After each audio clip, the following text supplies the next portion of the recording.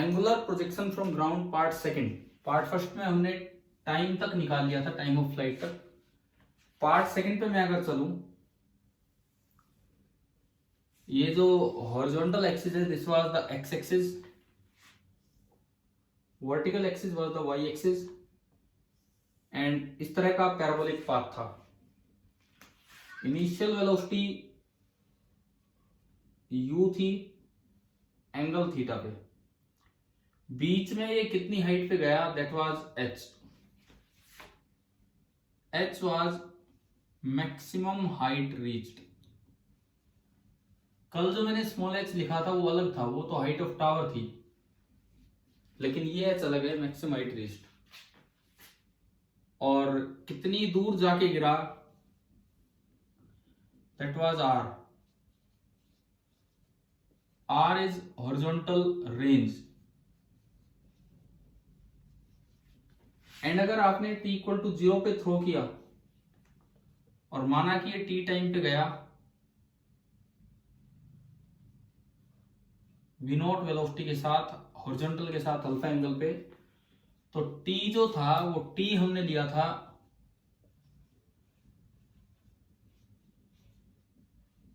Time of flight. t आपका था time of flight, जिसकी वैल्यू हम निकाल चुके थे, और वो आई थी 2u sin theta by g। हमने along X axis along Y axis दो इक्वेशंस बना रखी थी। अलोंग एक्स एक्सिस इक्वेशन बनी थी x is equal to u cos theta into t, बस। अलोंग वाई एक्सिस इक्वेशन बनी थी y is equal to u sine theta into t minus half into g into t square. अब मैं h और r निकालने की तरफ चलूं।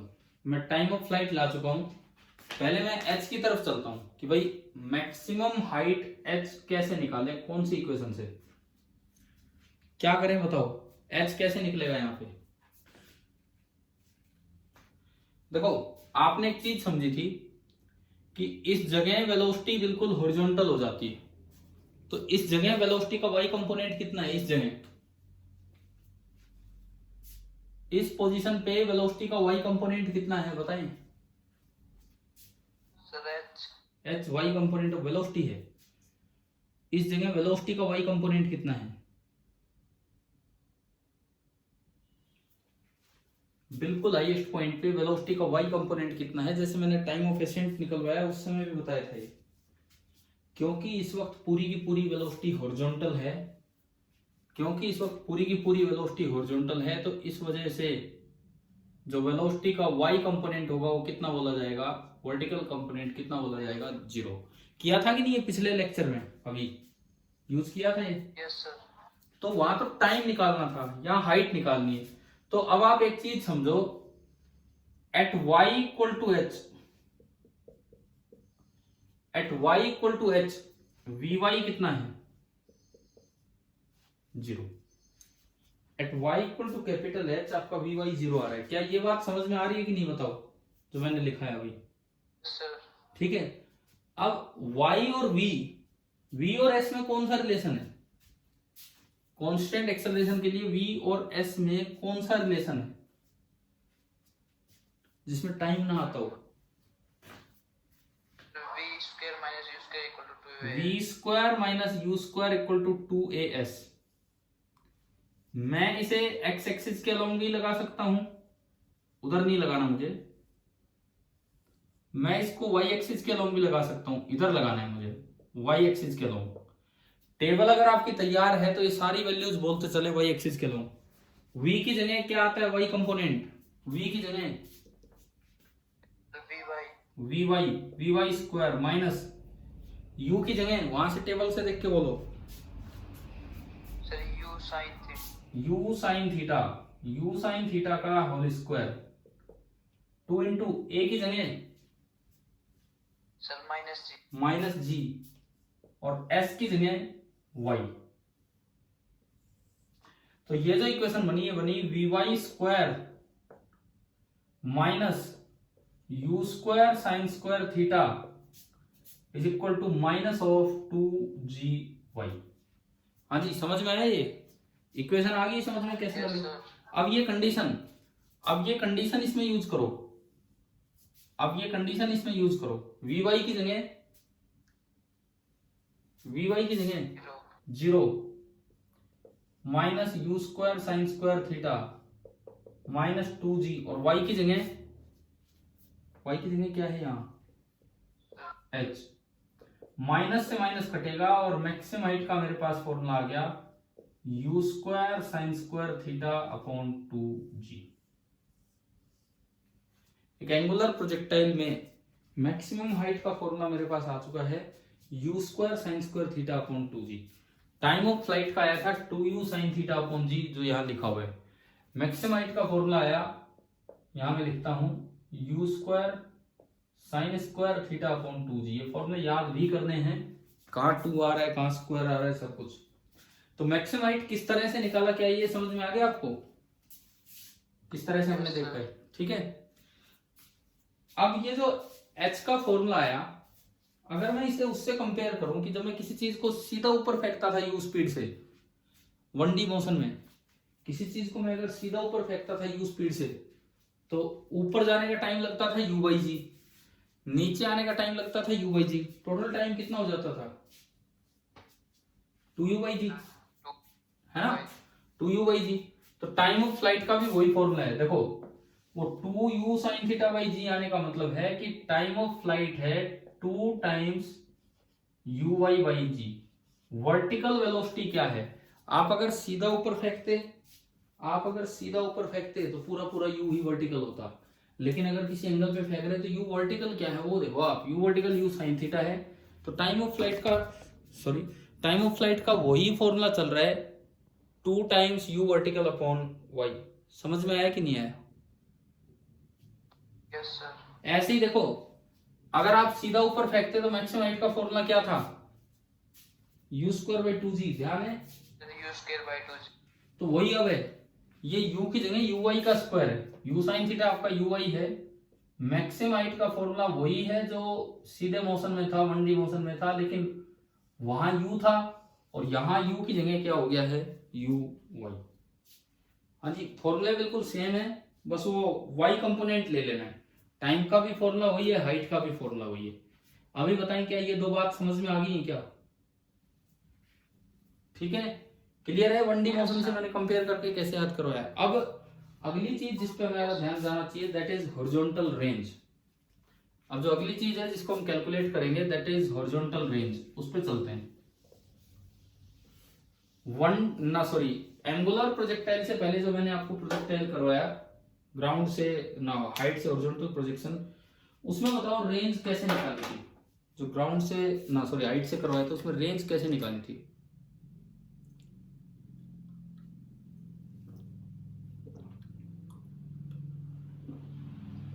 बताइए, टाइम ऑफ फ्लाइट निकालने के बाद रेंज कैसे निकाली थी?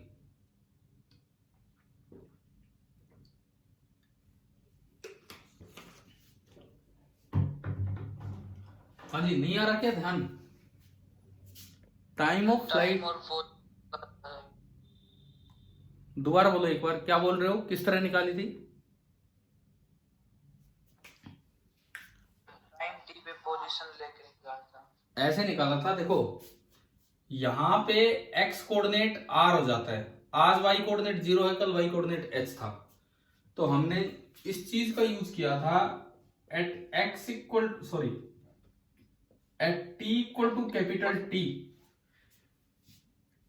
टू कैपिटल T पे जो x की वैल्यू है that is going to be r, और मैंने x एक्सिस वाली इक्वेशन में ये पुट कर दिया था। x एक्सिस वाली इक्वेशन जो आज बनी थी वो थी x is equal to u cos theta into t, है ना, याद है ना आपको? ये x एक्सिस की इक्वेशन बनी थी, हमने वैल्यूज इसमें पुट की, उठा के यहाँ पुट की वैल्यूज, तो x की जगह r is equal to u cos theta into capital T.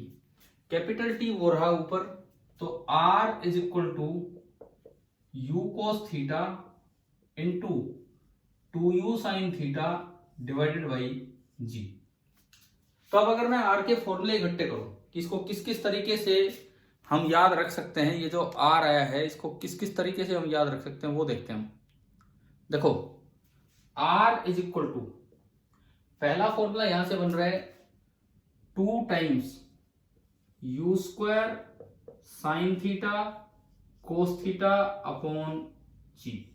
ठीक है, दूसरा फॉर्मूला यू कोस थीटा को मैं यू एक्स लिख सकता हूं, यू एक्स ओनली यू का एक्स कंपोनेंट, और Yes, sir. U sine theta को यू वाई लिख सकते हैं। तो दूसरा बना 2 times u x into u y divided by g. ये बना आपका second, 2 times u x into u y divided by g, ये सेकंड आया। थर्ड, हमने ट्रिग्नोमेट्री में फॉर्मूला पढ़ा है कि 2 साइन थीटा कोस थीटा, ये साइन 2 थीटा होता है, साइन 2 थीटा। तो ये देखो यहाँ पे 2 साइन थीटा कोस थीटा, तो इसकी जगह आप लिख सकते हैं साइन 2 थीटा। तो ये यू स्क्वायर बाई जी तो बाहर रह गया, और ये बचा sine 2 sine of double angle. अब बताओ क्या रेंज के ये सारे तरीके याद आ गए हैं कि नहीं, समझ में आ गया कि नहीं, कैसे लिखे हैं? मेन है, सबसे मेन है ये लास्ट वाला फॉर्मूला, ये एक छोटे फॉर्म में हमें याद रखना होता है। तो रेंज का जो फॉर्मूला निकल के आया वो निकल के आया u square by g into sine of 2 theta, u square by g into sine of 2 theta, ये रेंज का फॉर्मूला निकल के आ गया। हाँ भी बताइए, यहां तक समझ में आया सभी को ये सारी बातें? Yes sir. ठीक है, अब हम अपने दोबारा से फॉर्मूले जो बोर्ड पे लिखे हैं एक बार उनको रिवाइज करते हैं डायग्राम बना के, और उससे फिर कुछ और रिजल्ट्स पे आगे चलेंगे। ये एक्स एक्सिस माना हमने, ये वाई एक्सिस, हॉरिजॉन्टल एक्सिस को एक्स एक्सिस और वर्टिकल को वाई। ग्राउंड से फेंका, ग्राउंड पे गया, ये था। अगर मैं इसको बोल रहा हूं एच, इसको बोल रहा हूं आर, और जिस समय शुरुआत की खत्म होने वाले टाइम को बोला कैपिटल टी, तो 3 फॉर्मूले बोर्ड पे लिखे हुए हैं। देखो, टाइम ऑफ फ्लाइट 2, मैं दिखा देता हूं आपको उधर करके। टाइम ऑफ फ्लाइट उसका फॉर्मूला है 2u साइन थीटा बाई जी, दिख रहा है बोर्ड पे, दिख रहा है 2u sine theta by g. Maximum height u square sine square theta by 2g। ध्यान रखना है, इसमें 2 ऊपर आ रहा है, उसमें 2 नीचे आ रहा है, इसमें 2 नहीं आ रहा है। फैक्टर में एंगल के अलावा फैक्टर में टाइम ऑफ फ्लाइट में 2 ऊपर आता है, मैक्सिमम हाइट में 2 नीचे आता है, और हॉरिजॉन्टल रेंज में 2 नहीं आता है। अब बात करें एंगल की, तो टाइम ऑफ फ्लाइट में सीधा साइन थीटा, मैक्सिमम हाइट में sine square theta, and horizontal range में साइन 2 थीटा। देखिए 3 फॉर्मूले हैं, time of flight, maximum height, horizontal range. सबसे पहले मैं बाहर वाले फैक्टर की बात करता हूं, इसमें 2 ऊपर आता है u by g, maximum height में 2 नीचे आता है और u स्क्वायर हो जाता है u स्क्वायर बाई 2g, और रेंज में 2 नहीं आता है और simply u square by g. ये तो बाहर के 3 फैक्टर। अब एंगल की बात करें, टाइम ऑफ फ्लाइट में केवल साइन थीटा आता है, where theta is angle with horizontal. Maximum height में साइन स्क्वायर थीटा आता है, और रेंज में साइन ऑफ डबल एंगल आता है 2 थीटा। तो क्या ये फॉर्मूले याद हो जाएंगे ऐसे कंपेयर करते हुए कि किसमें क्या आना चाहिए क्या नहीं आना चाहिए? हाँ भाई, क्लियर है? ठीक है, अब देखिए सुनिए, इसके बाद सुने, रेंज के बारे में थोड़ी सी हम और ज्यादा इंफॉर्मेशन बटोरेंगे अभी, क्योंकि कुछ ऐसे खेल होते हैं जिनमें रेंज ज्यादा होनी चाहिए। जेवलिन थ्रो देखा है? भाला फेंक गेम देखा है क्या? Javelin throw, yes sir. इसमें एक लंबी सी रोड होती है, जेवलिन होता है पूरा वो, और उसको आगे थ्रो करना है। तो ये बताओ कौन जीतता है, जो ऊंचा फेंक दे या जो दूर फेंक दे, कौन जीतता है? कौन जीतता है? सर जो दूर फेंक, जो दूर फेंकता है। रेंज मेजर होता है ना कि हाइट, ऊंचाई से कोई मतलब नहीं है, रेंज से मतलब है। क्या आजकल स्कूलों में होते हैं क्या ये वाले गेम, जेवलिन थ्रो और discus throw, short put throw, ये होते हैं क्या अभी आप छोटे क्लासेस में हैं? सर आरपीएस में तो होते हैं नहीं। आरपीएस में तो होते नहीं, तो कोई जैसे ये 11th क्लास है, हो सकता है कोई बच्चा बाहर के स्कूल से भी आया, तो मैं पूछना इसीलिए चाह रहा हूँ, क्या इस सेक्शन में जो अभी क्लास अटेंड कर रहे हैं, एक बार फिर दोबारा मुझे बताओ कितने बच्चे अटेंड कर रहे हैं प्रेजेंट? 8। 8 मेरे को मिला के? Yes sir. ओहो, कहाँ गए, आते हो गए, 7 बच्चे अटेंड कर रहे हैं भाई क्लास। चलो कोई बात नहीं। तो इन 7 बच्चों में क्या कोई ऐसा है जो 10th बाहर के किसी स्कूल से करके आया हो, 11th में यहाँ आया है? क्या है कोई इस तरह का स्टूडेंट इन 7 में से? कोई नहीं है।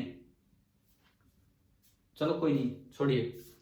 मुझे नहीं पता और स्कूलों का। पहले जैसे हम डीएवी स्कूल कनीना में पढ़ते थे बीच के कुछ साल, तो वहां पे गेम हुआ करते थे। अब तो वो स्कूल बंद हो चुका है, अब वो स्कूल नहीं चल रहा है, लेकिन वहां पे तीनों गेम्स हुआ करते थे। तो जेवलिन थ्रो हम लोग भी ट्राई करते थे, हो नहीं पाता था इतना सक्सेसफुली, वो जाता नहीं था, क्योंकि या तो ऊंचाई ज्यादा गेन कर लेता था, इस तरह का था। उसके लिए पूरी टेक्निक चाहिए। तो अब देखते हैं कि ये रेंज कैसे बढ़ेगी। मतलब मैं आपको जेवलिन फेंकना नहीं सिखा रहा, इस पे क्वेश्चंस आएंगे तो वो करना सिखा रहा हूँ। थोड़ी देर हम रेंज के बारे में कुछ पढ़ते हैं। बिल्कुल पहला फिजिसिस्ट कौन था बताओ? गैलीलियो। गैलीलियो। हमने पहले भी नाम लिया है गैलीलियो की। गैलीलियो ने एक बुक लिखी थी जिसका नाम था टू न्यू साइंसेस। ये एक गैलीलियो की किताब थी जिसका नाम था टू न्यू साइंसेस। इसमें गैलीलियो ने एक स्टेटमेंट दी थी। क्या स्टेटमेंट दी थी? कि फॉर एलिवेशंस, इसका मतलब अभी मैं आपको समझाऊंगा।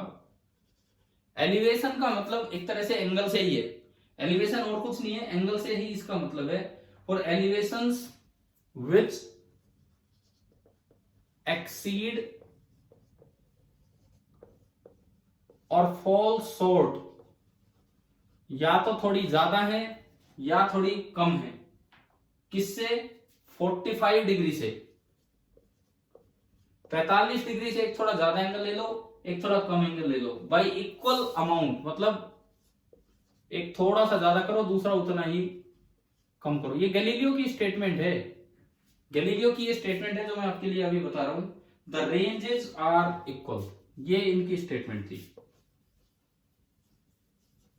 यार पता नहीं उस जमाने में जब साइंस इतनी स्टार्ट ही हुई थी, एक तरह से न्यूटन से भी ज्यादा अच्छा काम ये गैलीलियो कर रहा था उस समय, की पता कैसे लग रहा था इनको इस तरह की बातें, क्योंकि कोई मैथमेटिक्स नहीं था उस समय इतना ज्यादा।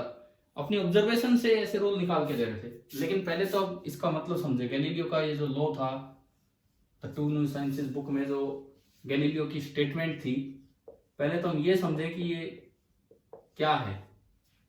देखिए,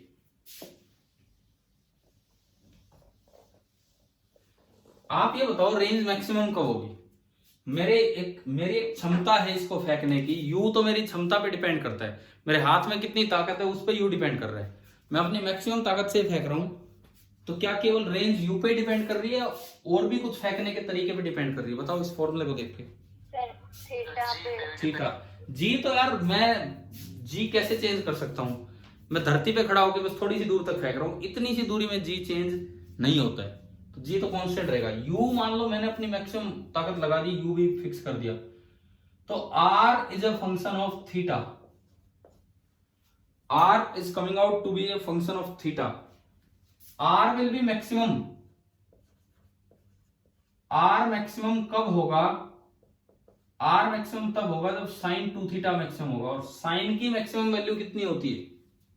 1। Sine of any angle can never be greater than 1। तो आर की मैक्सिमम वैल्यू बताओ पहले तो कितनी आई? रेंज की मैक्सिमम वैल्यू कितनी आई? यहां से रेंज की मैक्सिमम वैल्यू कितनी आई? यू स्क्वायर बाई जी। समझ में आया? यहां तक समझ में आया कि अगर आप यू स्पीड से किसी चीज को फेंकते हो तो ज्यादा से ज्यादा इतनी दूर फेंक सकते हो। अब देखो, जैसे कहीं ये फाउंटेन्स वगैरह होते हैं। फाउंटेन क्या होते हैं? फाउंटेन्स क्या होते हैं? झरने वगैरह लगा लो। मान लीजिए कि भाई खेत में कोई फव्वारा लगा रखा हमने और उसमें एंगल ऑफ प्रोजेक्शन नहीं दिया, वो पानी फेंकता है। तो यूं बताओ खेत में हमारा टारगेट क्या रहता है? पानी ज्यादा ऊंचाई तक जाए कि पानी दूर तक जाए? पानी ज्यादा ऊंचाई तक जाए। दूर तक जाए। अरे ऊंचाई पे मुझे क्या करना है? लपकना है उस पानी को। हम क्या टारगेट क्या रहता है? ज्यादा दूर तक की पौधों को और ये पानी मिले, तो पानी ज्यादा फसल को मिले, तो उसके लिए हम चाहेंगे कि पानी ज्यादा दूर तक जाए। तो हाइट मैक्सिमम करना टारगेट है कि रेंज मैक्सिमम करना टारगेट है? रेंज। इसका मतलब ऐसे किसी क्वेश्चन में जहां पे ये खेत में फव्वारे लगे हों, इस तरह की बात हो, अगर एंगल रिक्वायर्ड हो तो आप माना करो कि इस तरह का एंगल है कि सबसे दूर तक जा रहा है, क्योंकि वही उसका टारगेट है। अब देखो इसके लिए एंगल कितना होगा, साइन 2 थीटा 1 का मतलब है 2 थीटा 90 डिग्री, तो थीटा कितना होगा 45। यानी कि अगर खेत में फव्वारे लगे हैं क्वेश्चन में और एंगल नहीं दिया और जरूरत पड़ रही है तो आपको थीटा कितना लेना चाहिए वहां पे 45 डिग्री। हमें मान के चलें कि ये मैक्सिमम दूरी तक भेज रहा है। सिमिलरली अगर कोई भाला फेंक रहा है एथलीट है, जेवलिन थ्रो, पूरी ताकत वो यू है, टेक्निक पे भी तो डिपेंड करेगा, तो कितने एंगल पे हॉरिजॉन्टल के साथ कितने एंगल पे वो भाले को थ्रो करे कि रेंज मैक्सिमम हो जाए। हाँ, 45 डिग्री। यही सब कोचेज जो होते हैं वो सिखाते हैं, इन्हें प्रैक्टिस करवाते हैं कि किसी न किसी तरह है 45। हमने भी कभी, मैं बताऊं आपको, 10th में उसमें बताया गया था कि भाई 45 डिग्री पे फेंको, कोशिश की थी, 45 डिग्री पे फेंक नहीं पाए, वो इतना ज्यादा ध्यान 45 पे रह गया कि भाला सीधा नहीं गया, वो पीछे से हमारे ही सर के लगता था बार बार, क्योंकि हम उसी के चक्कर में लगे रहते तो मुड़ जाता था। तो ये इतना आसान भी काम नहीं था, कुछ बच्चे फेंक पाते थे, कुछ नहीं, सबका अपना अलग अलग वो होता है। तो ये इस तरह से पूरी टेक्निक रहती है इसमें। क्या ये बात आ गई है समझ में, रेंज मैक्सिमम कितनी होगी और कब होगी? ठीक है, अभी मैं गैलीलियो वाली बात पे अभी आता हूं। अगर आपसे कोई पूछे कि टाइम मैक्सिमम कब होगा और कितने एंगल पे होगा, बताओ। टाइम का फॉर्मूला है 2u sin theta by g. Time maximum तब होगा जब साइन थीटा मैक्सिमम हो। साइन थीटा की मैक्सिमम वैल्यू कितनी होती है 1। यानी कि अगर आपको टाइम एक्स लिखना है तो टाइम एक्स तो सीधा आ गया 2u बाई जी। ये तब होगा जब साइन थीटा 1 हो, और साइन थीटा 1 कब होता है, जब थीटा कितना हो। इसका मतलब अगर आप बिल्कुल सीधा ऊपर फेंक देना, सीधा ऊपर फेंक दो, 2D मोशन नहीं रहेगा, वो 1D मोशन बन जाएगा।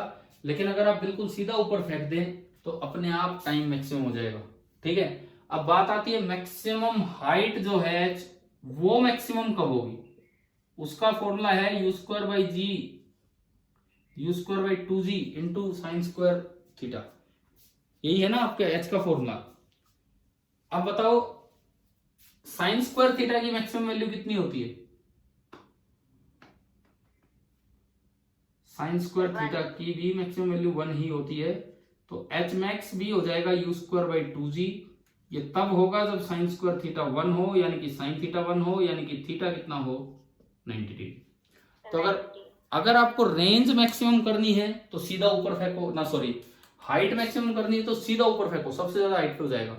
टाइम ऑफ फ्लाइट मैक्सिमम करना है, ज्यादा देर तक हवा में रखना है, सीधा ऊपर फेंकिए, सबसे ज्यादा देर तक हवा में रहेगा। लेकिन अगर रेंज मैक्सिमम करनी है तो आप 45 डिग्री पे फेंकिए, वो इस तरह जाएगा कि अपने आप उसकी रेंज मैक्सिमाइज हो जाएगी। क्या ये तीनों बातें समझ में आई? अब एक बार गैलीलियो वाली स्टेटमेंट पढ़ो जो मैंने बोर्ड पे लिखी है।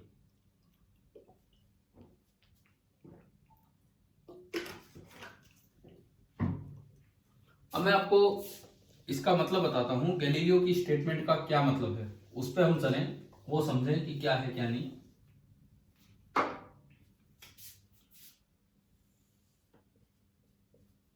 ये एक्स एक्सिस, वाई एक्सिस। अभी हमने सीखा रेंज मैक्सिमम कब होती है, जब आप कितने एंगल पे थ्रो करें 45 पे।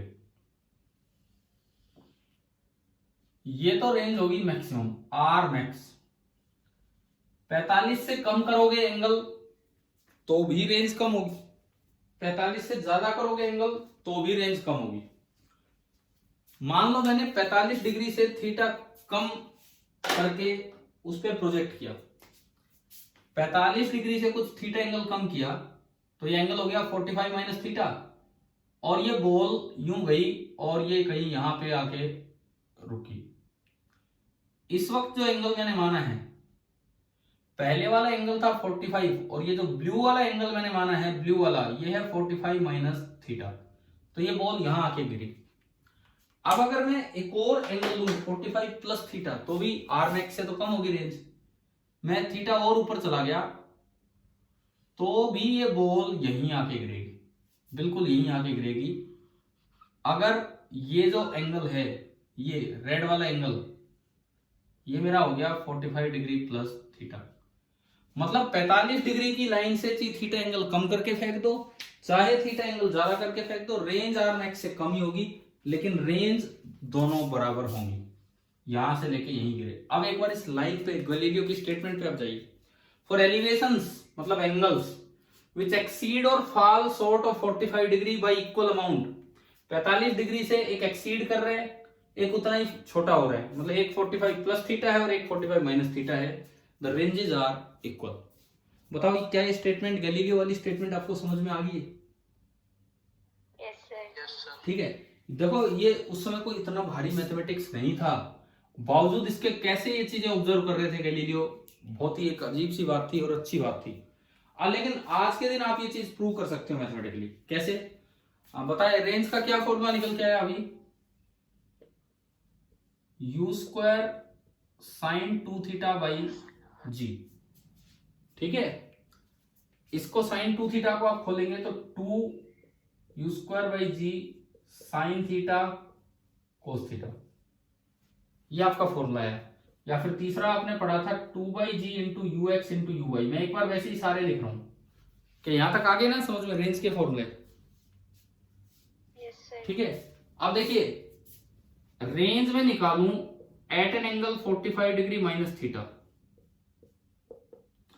तो भाई ये फॉर्मूला मैंने लगाया, ये पहले वाला ही formula, u square by g into sine of 2 times angle of projection, sine of 2 times angle of projection, और एंगल ऑफ प्रोजेक्शन मेरा है 45 minus theta.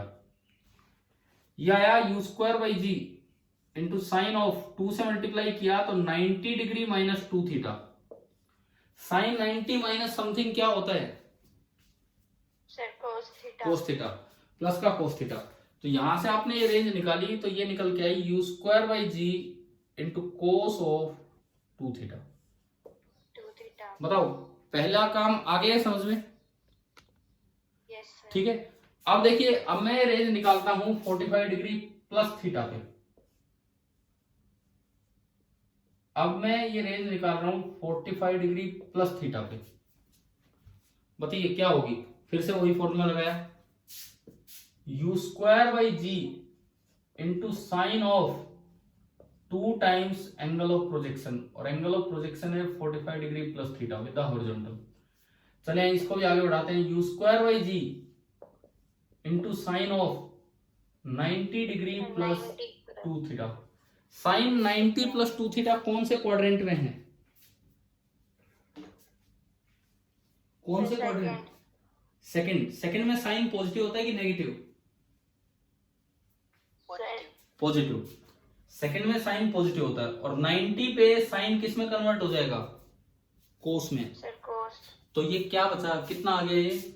U square by g into cos 2 theta, equation number 2। आप बताओ क्या दोनों range same आ गई कि नहीं?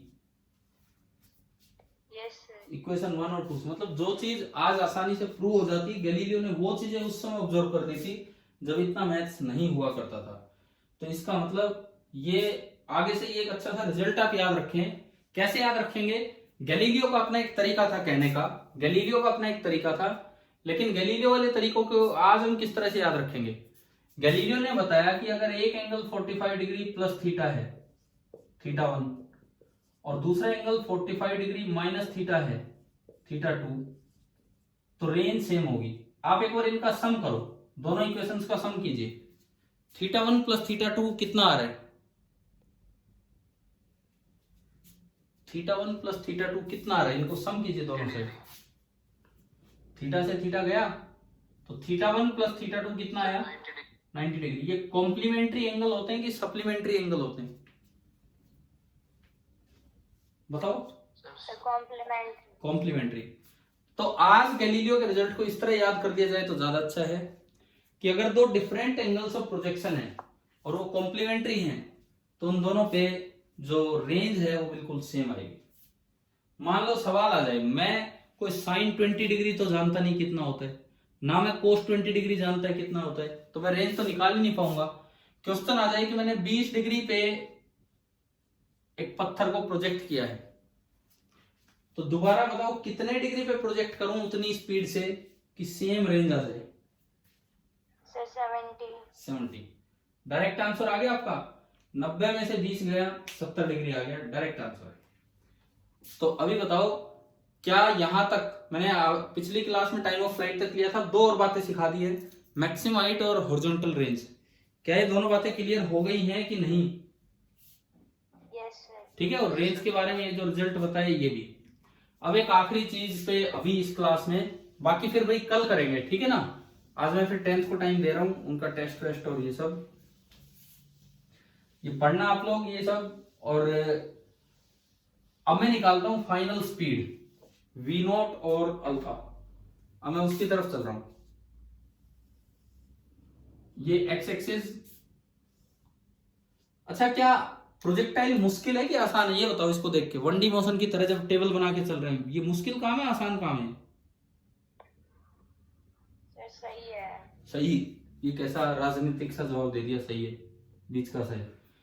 आप अगर एक बार ये टेबल वाला काम सीख लेंगे तो सोचने का तरीका वही है जैसे 1D मोशन में सोचा करते थे, बिल्कुल उसी तरह का काम है। फिर से मैं गया यहाँ पे, सपोज हमने यू स्पीड के साथ थ्रो किया थीटा एंगल पे। भाई एक चीज सुनो, इन सारे रिजल्ट्स में हम एक काम अभी लेके चल रहे हैं, क्या? Neglecting air resistance. आपको याद होना चाहिए, जब एयर रेजिस्टेंस सीधे थ्रो में ऊपर की तरफ नेग्लेक्ट किया तो टाइम ऑफ एसेंट और टाइम ऑफ डिसेंट बराबर आए थे, है ना। लेकिन जब एयर रेजिस्टेंस कंसीडर किया तो टाइम का रेशियो आया था √g - a upon √g + a। याद है वो लेक्चर? Yes sir. तो अभी हम देख रहे हैं बिना रेजिस्टेंस के, फिर रेजिस्टेंस का इफेक्ट भी देखेंगे। पहले हम ये कर लेते हैं, ये एक्स एक्सिस और ये इस तरह का मोशन रहा, इस तरह का ये सारा काम रहा। अब देखो आप इसमें मुझे निकालनी है फाइनल वेलोसिटी कि यहां ये आके टकराया with some velocity v not at an angle alpha with the horizontal. और किसी भी टी टाइम पे जो वेलोसिटी है वो मैं ऐसे बोलते थे कि टेंजेंशियल टू द पाथ होगी।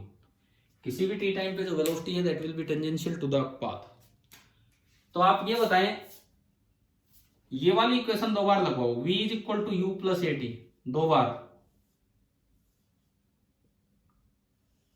एक बार अलोंग एक्स एक्सिस एंड एक बार अलोंग वाई एक्सिस। वो टेबल आपके पास है तो उसमें से देख के बोलते रहो या सोच के बोलते रहो क्या होना है क्या नहीं। बोलिए। Vx Vx = u की जगह सर u sin थीटा.